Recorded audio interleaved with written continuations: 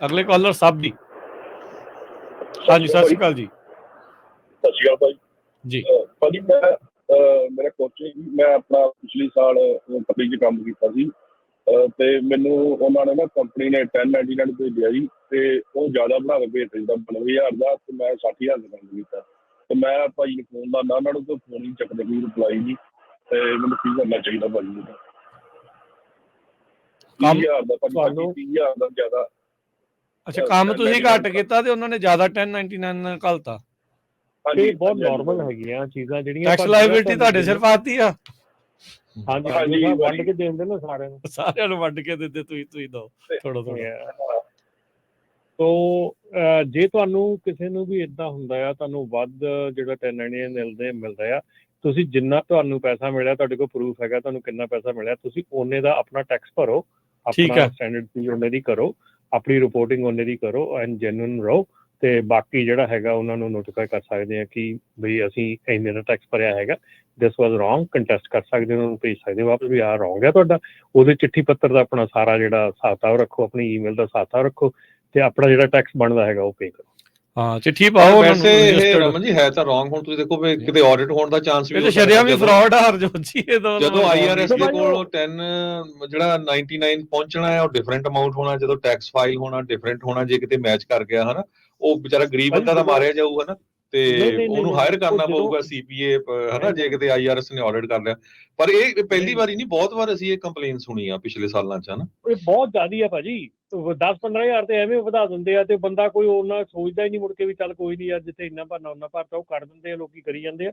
ਪਰ that is wrong, you can't do that. ਇਹ total wrong practice ਆ ਜੀ। ਤੇ ਬਾਕੀ ਤੁਸੀਂ ਆਪਣਾ ਚਿੱਠੀ ਪੱਤਰ ਲਿਖੋ, ਉਹਨਾਂ ਨੂੰ ਕਹ ਦਿਓ ਵੀ ਮੇਰਾ ਇੰਨਾ ਬਣਦਾ ਸੀ। ਹਾਂਜੀ ਰਮਨ ਜੀ। ਜੀ ਪਰ ਇੰਨਾ ਜ਼ਰੂਰ ਆ ਵੀ ਜੇ ਤੁਹਾਨੂੰ ਮੰਨ ਲਓ ਵੀ ਤੁਹਾਨੂੰ 80,000 ਦਾ ਉਹਨਾਂ ਨੇ ਦੇ ਦਿੱਤਾ ਆ 1099, ਤੁਹਾਡਾ ਬਣਦਾ 60,000 ਆ, ਤੁਸੀਂ ਆਪਣਾ 60,000 ਦਾ ਟੈਕਸ ਪੇ ਕਰ ਦਿਓ, ਦੈਟਸ ਇਟ। ਤੇ ਤੁਸੀਂ ਆਪਣਾ ਕੰਟੈਸਟ ਕਰੋ ਵੀ ਮੈਨੂੰ ਐਕਸਟਰਾ ਉਹਨਾਂ ਨੇ 1099 ਦਿੱਤਾ, ਉਹ ਉਹਨਾਂ ਦੀ ਰਿਸਪੌਂਸਿਬਿਲਿਟੀ ਬਣਦੀ ਆ।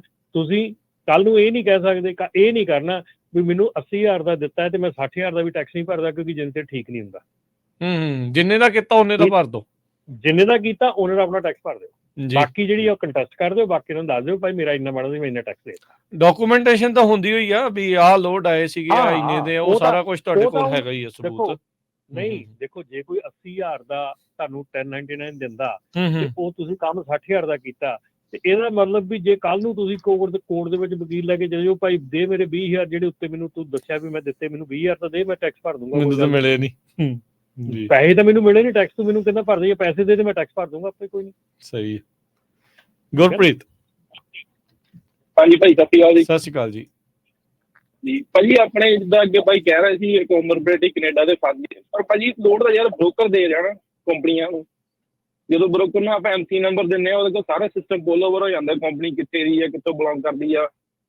ਤੇ ਕੰਪਨੀ ਦੀ ਲੋੜ ਤਾਂ ਹੀ ਲੈਂਦੀ ਨਾ ਜੇ ਬ੍ਰੋਕਰ ਦਿੰਦਾ ਵਾ। ਤੇ ਕੰਪਨੀਆਂ ਦਾ ਮਸਲਾ ਹੱਲ ਨਹੀਂ ਹੋ ਸਕਦਾ ਭਾਜੀ ਜਿੰਨਾ ਚਿਰ ਇਹ ਬ੍ਰੋਕਰ ਤੇ ਨਹੀਂ ਹੋ ਸਕਦਾ। ਨਹੀਂ ਭਾਜੀ, ਇਹ ਗੱਲ ਨਹੀਂ ਹੈਗੀ। ਇਹ ਗੱਲ ਹੈਗੀ ਆ ਜਦੋਂ ਤੁਸੀਂ ਡਬਲ ਬ੍ਰੋਕਰਿੰਗ ਹੁੰਦੀ ਆ, ਉਦੋਂ ਇੱਥੇ ਇਹ ਸਾਰਾ ਕੰਮ ਹੁੰਦਾ ਆ।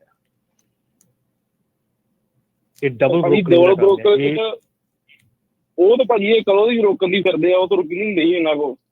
ਹੁਣ ਵੀ ਜੋ ਲੋਡ ਦੇ ਹਾਲ ਆ, ਉੱਥੇ ਤਾਂ ਲੋਡ ਮਿਲਦਾ ਲੋਕਾਂ ਦੇ ਕੋਲ ਵਾਧੂ ਲੋਡ ਆ ਭਾਜੀ, ਆਪਾਂ ਦੇਖਿਆ ਹੋਇਆ। ਨਹੀਂ ਭਾਜੀ, ਹੁਣ ਬ੍ਰੋਕਰ ਜਿਹੜੇ ਆ ਬਹੁਤ ਜ਼ਿਆਦਾ ਸਟ੍ਰਿਕਟ ਹੁੰਦੇ ਜਾ ਰਹੇ ਡਬਲ ਬ੍ਰੋਕਰੇਜ ਦੇ। ਜਿਹੜੀਆਂ ਟਰੱਕਿੰਗ ਕੰਪਨੀਆਂ ਡਬਲ ਬ੍ਰੋਕਰੇਜ ਕਰਦੀਆਂ, ਉਹ ਆ ਪਿਛਲੇ ਹਫ਼ਤੇ ਦੇ ਵਿੱਚ ਮੇਰੇ ਕੋਲ ਪਤਾ ਨਹੀਂ ਕਿੰਨੀਆਂ ਕੰਪਲੇਂਟਸ ਆਈਆਂ।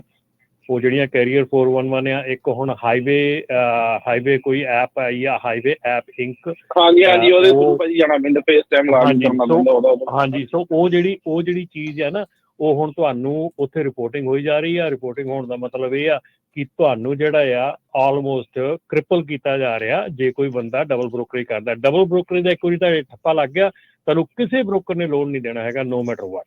ਸੋ ਡਬਲ ਬ੍ਰੋਕਰਿੰਗ ਦੇ ਉੱਤੇ ਸ਼ਿਕੰਜਾ ਕੱਸਿਆ ਜਾ ਰਿਹਾ, ਹੌਲੀ ਹੌਲੀ ਕੱਸਿਆ ਜਾ ਰਿਹਾ, ਟਾਈਮ ਲੱਗਣਾ। ਇਹ ਡੇ ਐਂਡ ਨਾਈਟ ਵਾਲਾ ਕੰਮ ਨਹੀਂ ਹੈਗਾ। So it is going to be very strict ਹੋ ਜਾਣਾ ਹੈ ਡਬਲ ਬ੍ਰੋਕਰੇਜ ਦਾ ਕੰਮ। ਤੇ ਦੂਸਰੀ ਗੱਲ ਇਹ ਹੈਗੀ ਆ ਕਿ ਜਿਹੜੇ ਤੁਸੀਂ ਗੱਲ ਕਰ ਰਹੇ ਹੋ ਟਰੱਕਿੰਗ, ਜੇ ਹੁਣ ਇੱਥੋਂ ਮੰਨ ਲਓ ਕਿ ਲੋਕਲ ਲੋਡ ਜਾ ਰਿਹਾ ਤੇ ਉਹਨੂੰ ਕੈਨੇਡੀਅਨ ਕੰਪਨੀ ਕਾਲ ਕਰੂਗੀ ਸਾਡੀ MC ਕੈਨੇਡਾ ਦੀ, ਅਸੀਂ ਕੈਨੇਡਾ ਦੇ ਕੈਰੀਅਰ ਹੈ, ਤੁਹਾਨੂੰ ਕੀ ਲੱਗਦਾ ਕਿ ਬ੍ਰੋਕਰ ਨੂੰ ਸਟਿਲ ਲੋਡ ਦਊਗਾ? ਕਦੀ ਵੀ ਨਹੀਂ ਦਊਗਾ। ਉਹਨੂੰ ਪਤਾ ਹੈ ਕਿ ਉਹਨੂੰ ਰੂਲਸ ਐਂਡ ਰੈਗੂਲੇਸ਼ਨ ਵੀ ਪਤਾ ਹੈ ਵੀ ਉਹਨੂੰ ਕਿਹਨੂੰ ਲੋਡ ਦੇਣਾ, ਕਿਹਨੂੰ ਨਹੀਂ ਦੇਣਾ। ਲੋਕਲ ਕੰਪਨੀਆਂ ਉਹ ਲੋਡ ਨੂੰ ਲੈਂਦੀਆਂ ਤੇ ਅੱਗੇ ਡਬਲ ਬ੍ਰੋਕਰ ਕਰਦੀਆਂ ਕੈਨੇਡੀਅਨ। ਇਦਾਂ ਹੋ ਰਿਹਾ। ਹਾਂ ਇਦਾਂ ਭਾਜੀ ਫਿਰ ਹੁਣ ਜਦੋਂ ਬੰਦਾ ਫਸਦਾ ਵਾ ਤਾਂ ਫਿਰ ਉਹ ਕੈਰੀਅਰ ਕੰਪਨੀ ਨੂੰ ਫੜਨਾ ਜਿਹੜੀ ਵਿੱਚ ਮਤਲਬ ਲੋਡ ਦੇ ਰਹੀ ਆ ਉਹਨਾਂ ਨੂੰ। ਮੈਂ ਪਰ ਕੈਨੇਡਾ ਵਾਲੇ ਕੀ ਕਰਦੇ? ਦੂਜਿਆਂ ਦਾ ਵੀਜ਼ਾ ਕੱਟਦੇ ਆ ਡਰਾਈਵਰਾਂ ਦਾ। ਤੁਸੀਂ ਡਰਾਈਵਰ ਦਾ ਭਾਜੀ ਕੋਈ ਕਸੂਰ ਨਹੀਂ ਹੁੰਦਾ, ਡਰਾਈਵਰ ਦਾ ਵਿਚਾਰਾ ਫ੍ਰੀ ਚ ਰਹਿਣਾ ਜਾਂਦਾ। ਠੀਕ ਆ, ਤੁਸੀਂ ਲੋਕ ਡਬਲ ਦੀ ਗੱਲ ਕਰਦੇ ਆ, ਉਹ ਡਰਾਈਵਰ ਦੀ ਮਜਬੂਰੀ ਬਣ ਜਾਂਦੀ ਜਦੋਂ ਜਾ ਕੇ ਅਗਲੇ ਨੂੰ ਰੀਸਕੇਜੂਲ ਅਪਾਇੰਟਮੈਂਟ ਕਰਕੇ 2 ਦਿਨ ਉੱਧਰ ਬਹਿਣਾ ਪੈ ਜਾਂਦਾ। ਮੈਂ ਉੱਧਰ ਜਾ ਕੇ 2 ਦਿਨ ਬਹਿਣਾ, ਮੈਂ ਕੀ ਕਰਾਂ, ਕਿੱਧਰ ਫਸਿਆ ਕਰਾਂ ਕਿ ਨਹੀਂ। ਇੱਥੇ ਮੈਂ ਤੁਹਾਡੇ ਨਾਲ ਭਾਜੀ ਸਹਿਮਤ ਨਹੀਂ ਹੈਗਾ। ਇੱਥੇ ਤਾੜੀ ਦੋਨੋਂ ਹੱਥਾਂ ਨਾਲ ਵੱਜਦੀ ਆ। ਮੈਂ ਅੱਜ ਤੱਕ ਜਿੰਨੀਆਂ ਵੀ ਕੰਪਨੀਆਂ ਦੇ ਨਾਲ ਮੇਰੀ ਮੁਲਾਕਾਤ ਹੋਈ ਆ, ਮੈਜੋਰਟੀ ਜਿਹੜੀਆਂ ਕੰਪਨੀਆਂ ਸਹੀ ਚੱਲਦੀਆਂ ਉਹਨਾਂ ਨੂੰ ਵੈਰੀ ਹਾਰਡ ਟਾਈਮ ਆਪਣਾ ਪੰਜਾਬੀ ਡਰਾਈਵਰ ਹਾਇਰ ਕਰਨ ਦੇ ਵਿੱਚ ਵੈਰੀ ਹਾਰਡ ਟਾਈਮ ਹੋ ਰਿਹਾ, ਕਿਉਂਕਿ ਜਿਹੜਾ ਵੀ ਡਰਾਈਵਰ ਆਉਂਦਾ ਉਹ ਕਹਿੰਦਾ ਮੈਂ ਡਬਲ ਲੌਗ ਬੁੱਕ ਚਲਾਉਣੀ ਆ, ਜੇ ਦੇਣੀ ਆ ਤਾਂ ਠੀਕ ਆ, ਨਹੀਂ ਤਾਂ ਸਤਿ ਸ੍ਰੀ ਅਕਾਲ। ਸੋ ਇਹ ਚੀਜ਼ ਕਾਮਨ ਹੈ ਇਸ ਵੇਲੇ ਕਿ ਪੰਜਾਬੀ ਡਰਾਈਵਰ ਜਿਹੜਾ ਉਹ ਡਬਲ ਲੌਗ ਬੁੱਕ ਤੋਂ ਬਿਨਾਂ ਕੰਪਨੀ ਕੋਲ ਕੰਮ ਨਹੀਂ ਕਰਦਾ, ਔਰ ਕੰਪਨੀਆਂ ਨੂੰ ਹਾਰਡ ਟਾਈਮ ਹੁੰਦਾ ਆਪਣਾ ਡਰਾਈਵਰ ਲੱਭਣ ਦੇ ਵਿੱਚ। ਇਹ ਰਿਐਲਿਟੀ ਅੱਜ ਦੀ, ਠੀਕ ਆ। ਸੋ ਇਹ ਆਪਾਂ ਨਹੀਂ ਕਹਿ ਸਕਦੇ ਕਿ ਮਜਬੂਰੀ ਆ, ਮਜਬੂਰੀ ਨਹੀਂ ਗੀ। ਮਜਬੂਰੀ ਕੰਪਨੀ ਵੀ ਇੱਦਾਂ ਦੀਆਂ ਹੈਗੀਆਂ ਜਿਹੜੀਆਂ ਕਿ ਡਰਾਈਵਰ ਕੋਲ ਇੱਦਾਂ ਕੰਮ ਕਰਾਉਣੀਆਂ, ਠੀਕ ਆ, ਤੇ ਡਰਾਈਵਰ ਵੀ ਇੱਦਾਂ ਦੇ ਹੈਗੇ ਜਿਹੜੇ ਕਿ ਕੰਪਨੀਆਂ ਕੋਲੋਂ ਇੱਦਾਂ ਠੋਕ ਕੇ ਕੰਮ ਮੰਗਦੇ ਆ। ਸੋ ਇਹ ਆਪਾਂ ਦੋਨੋਂ ਹੱਥਾਂ ਨਾਲ ਤਾਲੀ ਵੱਜਦੀ ਆ, ਦੋਨੋਂ ਪਾਸੇ ਖਰਾਬੀ ਹੈਗੀ ਆ, ਦੋਨੋਂ ਪਾਸੇ ਚੰਗੇ ਬੰਦੇ ਵੀ ਹੈਗੇ ਆ। ਬਿਲਕੁਲ ਜੀ ਜੀ।